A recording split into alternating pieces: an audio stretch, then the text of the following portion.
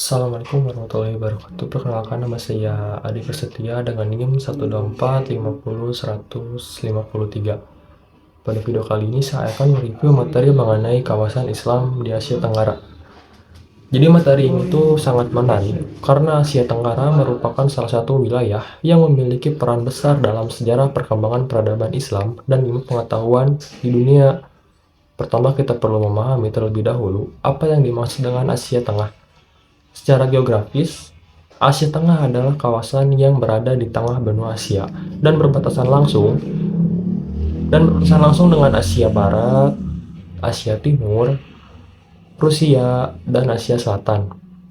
Dalam pengertian modern, Asia Tengah umumnya merujuk pada 5 negara bekas Uni Soviet, yaitu Kazakhstan, Uzbekistan, Tajikistan, Kirgistan, dan Turkmenistan. Namun, dalam pengertian yang lebih luas, kawasan Asia Tengah juga itu mencangkup wilayah seperti Afghanistan, Xinjiang di Tiongkok, Tibet, sebagian Rusia Selatan, serta kawasan Transkaukasia seperti Azerbaijan, Armenia, dan Georgia. Hal ini menunjukkan bahwa Asia Tengah itu memiliki cangkupan wilayah yang luas dan beragam. Selanjutnya, dari sisi kondisi geografis, Asia Tengah didominasi oleh pegunungan, dataran tinggi, stepa, dan gurun yang sangat luas. Di wilayah ini terdapat beberapa gurun terkenal seperti Gurun Karakum, Krizilkum, dan Taklamakan. Selain itu, terdapat pula pegunungan besar seperti Tian Shan, Hindu Kush, dan Pamir. Kondisi alam tersebut membuat sebagian besar wilayah Asia Tengah itu memiliki iklim kontinental ekstrim. Jadi jika musim panas di kawasan ini sangat panas dan juga kering, sedangkan di musim dinginnya itu sangat dingin dan sering disertai dengan turunnya salju. Curah hujannya relatif rendah sehingga banyak wilayah yang bersifat semi kering hingga gersang. Sumber air di Asia Tengah itu sangat penting karena menjadi penunjang kehidupan masyarakat. Sungai-sungai besar seperti Armudarya dan Sirdarya itu menjadi sumber utama bagi pertanian dan kehidupan masyarakat. Bahkan perebutan dan pengelolaan sumber air di kawasan ini sering menimbulkan persoalan politik antar negara. Dari segi penduduk dan kebudayaan, sebelum datangnya Islam, wilayah di Asia Tengah ini dihuni berbagai suku yang mayoritasnya berasal dari rumpun Iran kuno seperti Sugidiana dan Khorasmia. Selain itu, terdapat pula kelompok-kelompok nomaden seperti bangsa Scythia dan Alan yang hidup berpindah-pindah.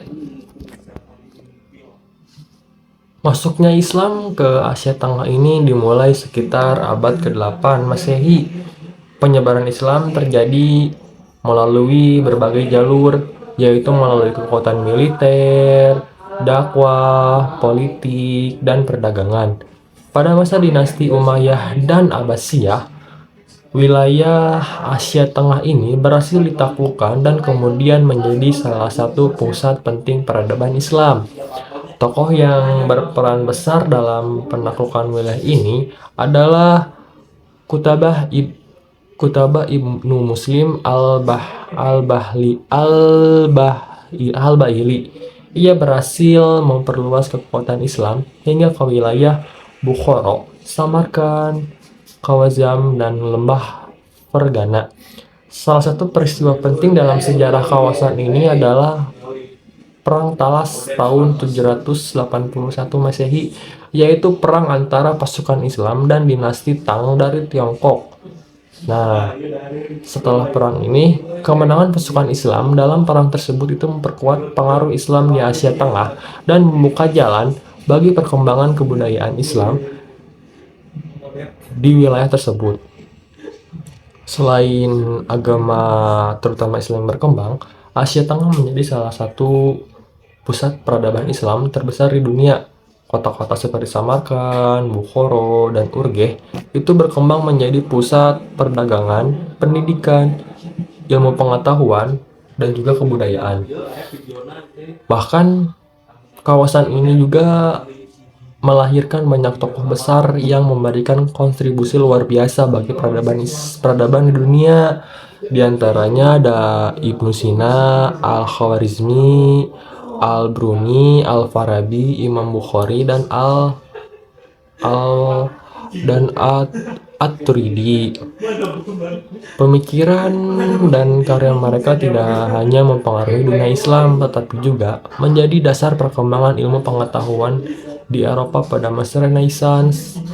Nah, namun setelah setelah kejayaan Asia Tengah yang saya ceritakan tadi itu mulai mengalami kemunduran akibat invasi bangsa Mongol pada abad ke-13 yang menghancurkan banyak kota dan pusat ilmu pengetahuan di wilayah tersebut. Kemudian pada abad ke-19, sebagian besar wilayah Asia Tengah itu dikuasai oleh Kekaisaran Rusia. Dan setelah revolusi Rusia pada tahun 1917, kawasan ini masuk ke dalam wilayah Uni Soviet. Di bawah pemerintahan Uni Soviet, aktivis keagamaan itu mengalami banyak pembatasan. Akan tetapi, selain runtuhnya Uni Soviet, pada tahun 1991, negara-negara Asia Tengah ini memperoleh kemerdekaannya dan mulai mengalami kebangkitan kembali dalam kehidupan bersama, termasuk kebangkitan identitas Islam. Jadi meskipun demikian, kawasan ini juga menghadapi berbagai tantangan seperti ketimpangan ekonomi, masalah pendidikan, serta munculnya gerakan radikalisme di beberapa wilayah.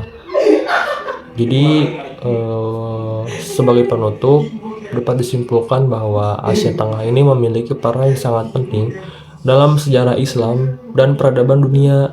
Kawasan ini bukan hanya tempat berkembangnya agama Islam, tetapi juga menjadi pusat lahirnya para ilmuwan besar dan cendekiawan yang memberikan kontribusi besar bagi perkembangan ilmu pengetahuan, filsafat, matematika, kedokteran, dan teknologi. Mungkin segitu yang dapat saya sampaikan pada materi ini. Mohon maaf jika banyak ada kesalahan dalam pengucapan maupun materi.